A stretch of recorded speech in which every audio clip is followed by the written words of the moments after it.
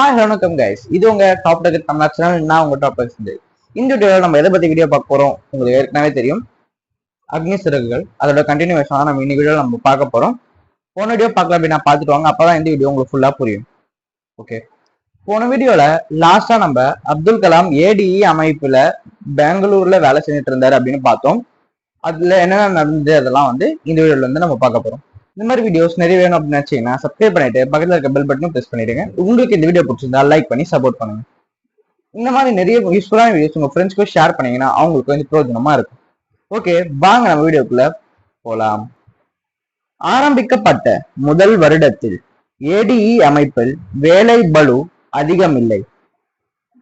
முதலில் எனக்கான வேலையை நானே உருவாக்கி கொள்ள வேண்டி இருந்தது. படிப்படியாக விறுவிறுப்பு வரும் வரை இதுதான் நிலவரம். தரையிலிருந்து இயக்க பறக்கும் சாதனம் கிரவுண்ட் எக்யூப்மெண்ட் மிஷின் தொடர்பான எனது பூர்வாங்க ஆய்வுகளின் அடிப்படையில் ஒரு திட்டக்குழு அமைக்கப்பட்டது. தரையிலிருந்து கட்டுப்படுத்தும் வகையிலான ஹோவர் ரக விமானத்தின் மாதிரியை இந்தியாவிலேயே வடிவமைத்து உருவாக்குவதுதான் இந்த குழுவின் பணி. விஞ்ஞான உதவியாளர் நிலையான 4 அடங்கிய சிறு குழு அது. குழுவிற்கு என்னை தலைமை ஏற்க சொன்னார் ஏடிஇ இயக்குனரான டாக்டர் ஓபி மெடிரட்டா. 3 வருட காலத்திற்குள் நாங்கள் விமானத்தில் அடுத்த கட்ட முன்னேறிய மாடலை பொருத்த வேண்டும் என்று கெடு வைத்திருந்தார்கள். எப்படி பார்த்தாலும் இந்த திட்டம் எங்கள் அனைவரின் ஒட்டுமொத்த திறமைகளுக்கும் அப்பாற்பட்டது.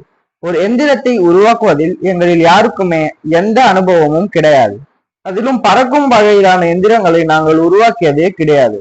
எப்படியாவது வேலையை ஆரம்பித்து விடலாம் என்றால் அதற்கான டிசைன்கள் அல்லது தரமான உதிரி பாகங்கள் எதுவுமே கிடைக்கவில்லை.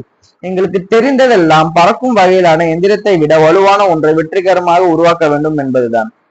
ஹோவர் ரக விமான தொடர்பாக கிடைக்கக்கூடிய எல்லா விஷயங்களையும் படித்து விடுவோம் என்று முயற்சி செய்தோம். சொல்லிக் கொள்ளும்படியாக எதுவும் கிடைக்கவில்லை. இது பற்றிய விஷய ஞானம் உள்ளவர்களிடம் ஆலோசனை கேட்கலாமே என்று முயற்சி செய்தோம். அப்படி யாருமே கிடைக்கவில்லை. எங்களுக்கு கிடைத்திருந்த குறைவான தகவல்கள் ஆதாரங்களை வைத்துக் கொண்டு வேலையை ஆரம்பித்து விட வேண்டியதுதான் என்று ஒரு நாள் முடிவெடுத்தேன். ரக்கை இல்லாத இலகுவான ஆனால் வெகு விரைவான ஒரு விமானத்தை தயாரிக்க போகும் இந்த முனைப்பு என் மனக்கதவுகளை திறந்துவிட்டது. ஓவர் ரக விமானத்திற்கும் சாதாரண விமானத்திற்கும் இடையே குறைந்தபட்ச ஒரு உருவகமான தொடர்பு இருப்பது மனதில் பளிச்சிட்டது. ஆனானப்பட்ட ரைட் சகோதரர்கள் 7 வருடங்கள் வரையிலும் சைக்கிள்களை பொருத்தி பார்த்த பிறகுதான் முதல் விமானத்தை உருவாக்கினார்கள். தரையிலிருந்து கட்டுப்படுத்தப்படும் சாதாரண ஜெம் வடிவமைப்பு விவேகத்திற்கும் வளர்ச்சிக்கும் பெரும் வாய்ப்புகள் இருப்பதை கண்டேன். வரைபடங்கள் தயாரிக்கும் வேலையில் ஒரு சில மாதங்கள் ஈடுபட்ட பிறகு எந்திர பாகங்கள் சம்பந்த வேலைக்குள் புகுந்து விட்டோம். ஏதோ ஒரு அளவுக்கு கல்வி அறிவு கொண்ட பெற்றோர், கிராமம் அல்லது சின்ன நகரில் உள்ள நடுத்தர குடும்பம் என்ற பின்னணியில் வளர்ந்த என்னை போன்றவர்களுக்கு எப்போதுமே ஒரு ஆபத்து காத்திருக்கும். இப்படிப்பட்ட பாமரத்தனமான பின்னணியால் ஒரு மூலையில் முடங்கி கிடக்க வேண்டிய நிலை வந்துவிடும்.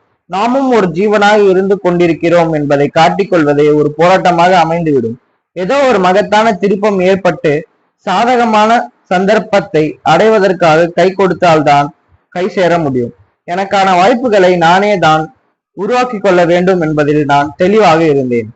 படிப்படியாக அடிமேல் அடி வைத்து எங்கள் திட்டத்தில் முன்னேறி கொண்டிருந்தோம். ஒவ்வொரு கட்டத்திலும் சின்ன சின்ன செயல் திட்டத்திலும் வேலை தொடர்ந்தது.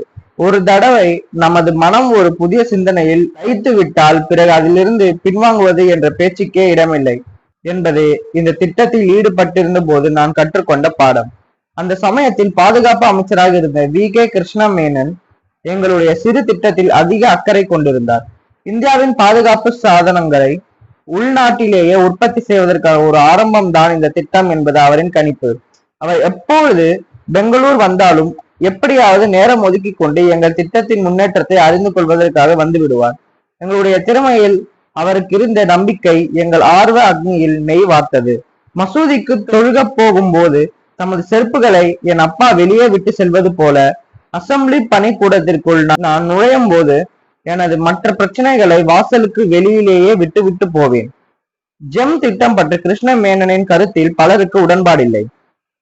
கிடைத்திருக்கும் உதிரி பாகங்களையும் இணைப்பு பாகங்களையும் வைத்துக் கொண்டு நாங்கள் நடத்தும் பரிசோதனை முறைகள் எங்களுடைய மூத்த சகாக்களுக்கு பிடிக்கவில்லை. காணல் நீரை பருக துடிக்கும் விசித்திரமான விஞ்ஞானிகளின் கோஷ்டி என்று கூட பலர் எங்களுக்கு பட்டம் சூட்டினார்கள். இதோட பாத்தீங்கன்னா இன்னைக்கான டாபிக் வந்து முடியுது. இந்த வீடியோ பிடிச்சிருந்தா லைக் பண்ணுங்க. இந்த மாதிரி நிறைய வீடியோஸ் வேணும் அப்படின்னு நினைச்சீங்கன்னா சப்ஸ்கிரைப் பண்ணிட்டு பக்கத்துல இருக்க பெல் பட்டனை பிரஸ் பண்ணிடுவேன். இப்போ நம்ம பார்க்க போற செக்மெண்டோட பேரு தி ஹைலைட்ஸ் ஆஃப் த செஷன்.